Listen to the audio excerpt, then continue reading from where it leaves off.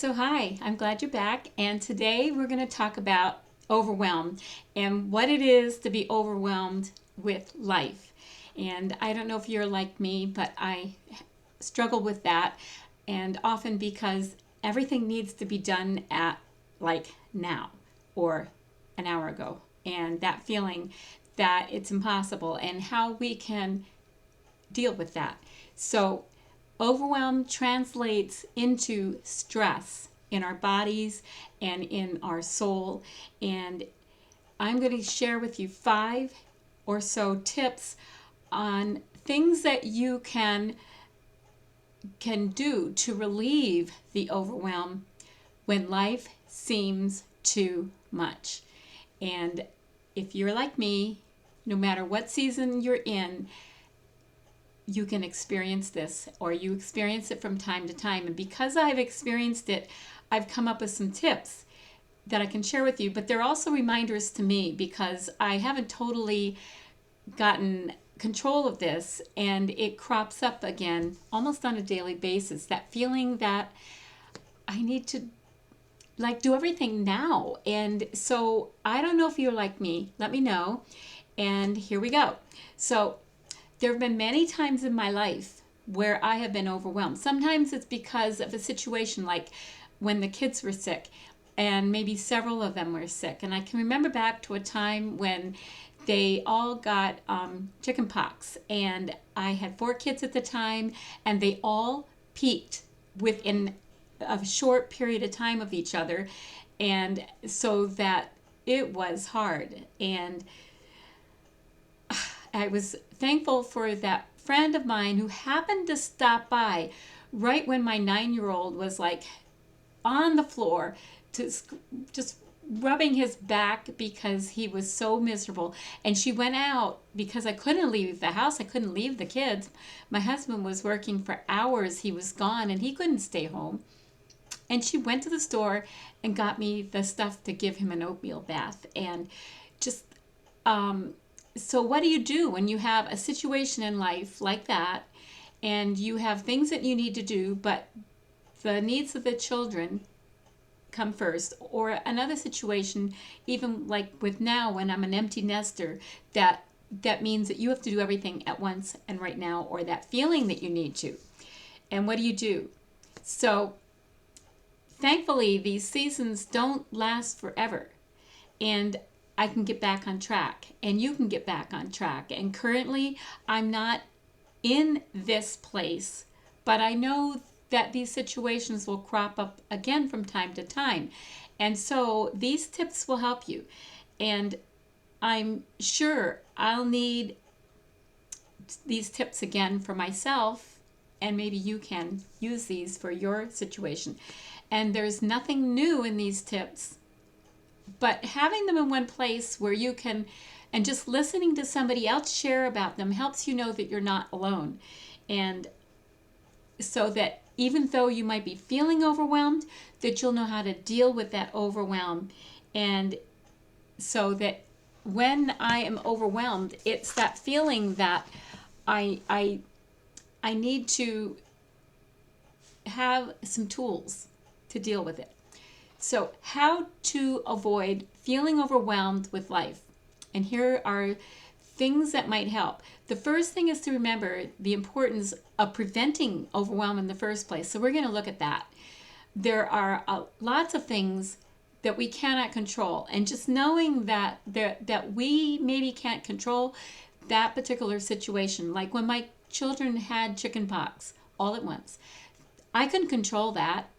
It was my husband that brought it home. I was always careful not to expose my children to chickenpox once I found out that my husband hadn't had it as an adult. And that can be so much worse, right?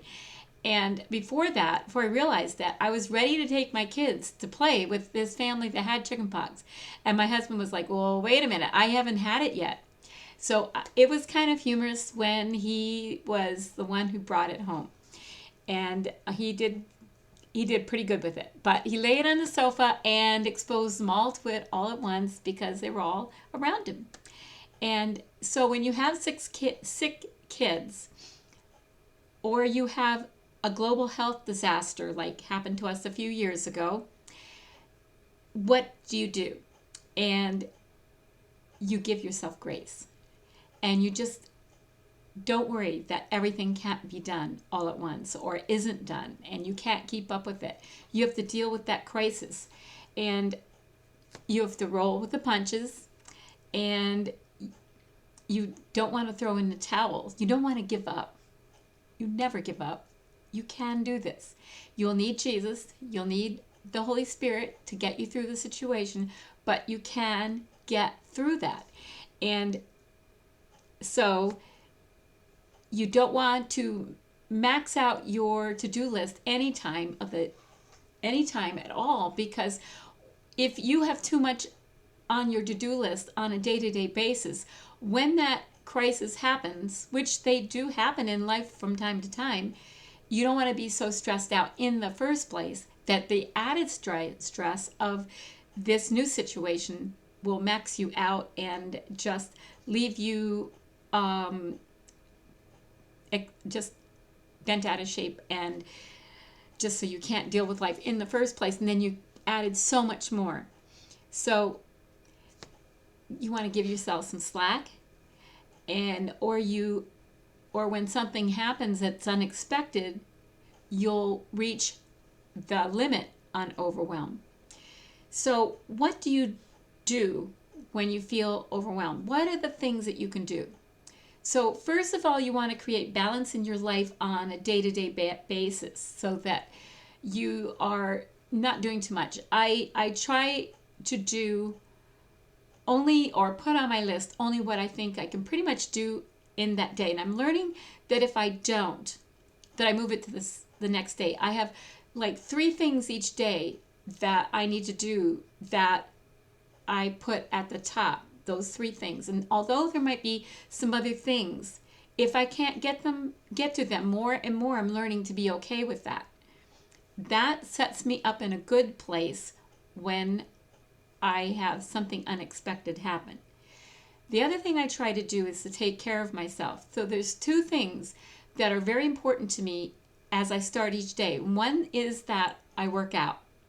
And that is why I have created a workout program that I have online that any of my friends or my blog friends can, or you can join on a monthly basis. It's very doable and it's very inexpensive, so that it's not outpriced for people, because I want them to do it. And it's just good. I do it so that I can, well, working out, what it does, it helps to manage your emotions. It helps to manage your overwhelm and your like depression. It just controls all those things, and as well as keeping yourself healthy so that you can serve your family.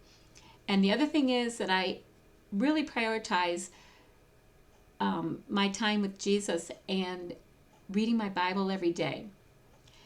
And then the other thing is to start saying no.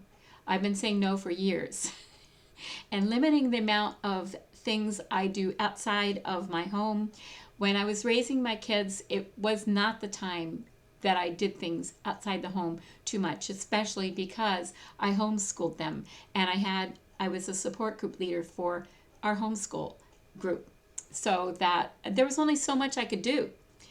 So the other thing that is comparing myself, or you comparing yourself to other women you know that do whatever you do, or trying to do with your kids, or say if you have young children that they do, and that you're trying to do what they do. You don't want to do that. You just want to do what you do without comparing yourself and thinking she does a better job, because the thing is, it always looks like someone else is doing a better job because you're only seeing the outside. You're not seeing what it is like for her on the inside of her home when you're not there. You don't see that. And so then journaling. I do journaling art.